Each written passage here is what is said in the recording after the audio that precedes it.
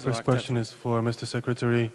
Mr. Secretary, yesterday in Munich you said, and you repeated it basically today here, that... Can you hold the mic up just a little bit? There yeah, I'm sorry.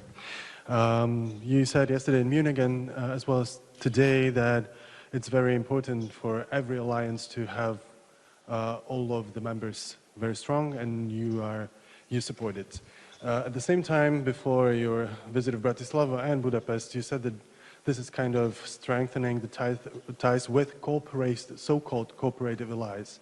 Who are the non-cooperative allies from your point of view? And isn't this kind of creation of a two-tier EU or the policy of carrot and stick? Moja druhá otázka je pre pána premiéra. Včera pán minister Rubio povedal tiež, že podľa Washingtonu Rusko nemá veľmi záujem na ukončení vojny.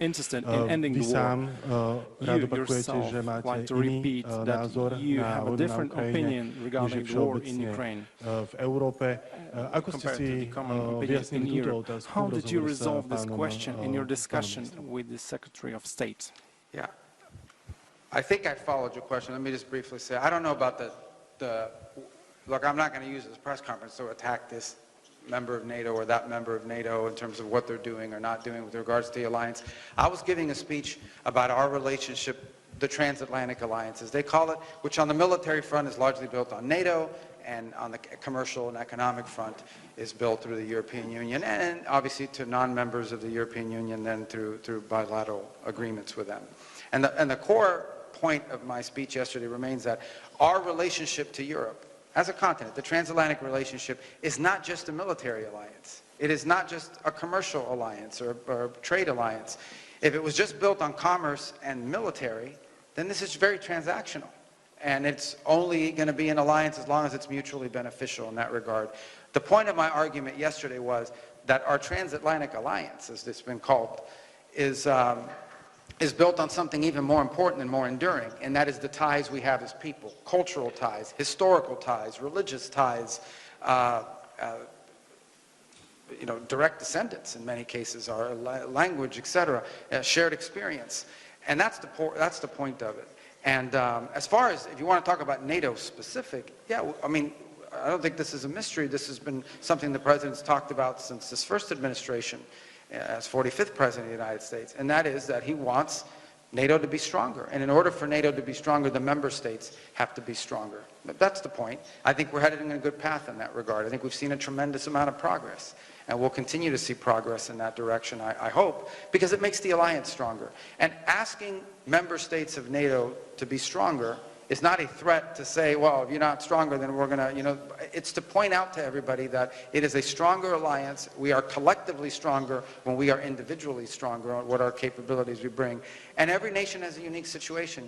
Every nation that's a member of the coalition of NATO has, in some cases, some strategic advantages, special things that they can bring to the table that perhaps another member state cannot. That has to be taken into account as well.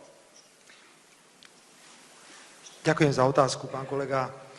Thank you for answering, dear colleague. We have this huge benefit. As for myself, I don't have to think about the answer because I'll just repeat the same thing I say from the very beginning. And I believe the Secretary of State will confirm what I said today.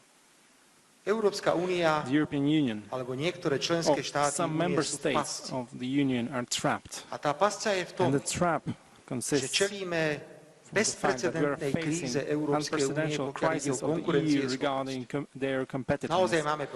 We face a huge problem. The EU is economically in a deep crisis, and if we will not admit that we pass senseless ideological climatic goals, we will not get out of this crisis. And in this situation, dear colleague, it's quite difficult to tell something to the member states regarding our strategy in Ukraine. The strategy was clear. In April, 3 months after the beginning of the conflict, the war, agreement was ready on the table in Istanbul, and the war could be ended. And some Western politicians went there and they said, you cannot do this, because they thought that this strategy of war, support of Ukraine, sanctions, loans, that Russia will get weakened by this economically and strategically. And now everyone, we know that it's not working out. Krajiny, ktoré túto stratégiu podporovali od samého začiatku,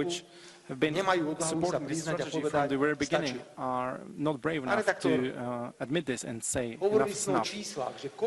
Dear colleague, we discuss numbers of victims of this war. Of course, there are different numbers, they differ. Zoberte si pero a papier a napíšte si to, a keď sa tu na konci tohto roka stretneme, tak vás budem s tým konfrontovať. I will confront you with that number. So the EU poskytuje teraz pôžičku 90 miliárd eur pre Ukrajinu. Z toho, prosím, opravte ma, je 60 miliárd na zbrane a 30 miliárd má ísť na fungovanie Ukrajiny ako také. Ja som hrdý, že som na Európskej rade odmietol účasť na tejto vojenskej pôžičke. Viete, čo sa stane? V decembri budeme všetci rátať. Ďalšie 100 000 mŕtvych na strane ruskej a na strane ukrajinskej. Jediným výsledkom bude, že Rusko bude hlbšie v území Ukrajiny.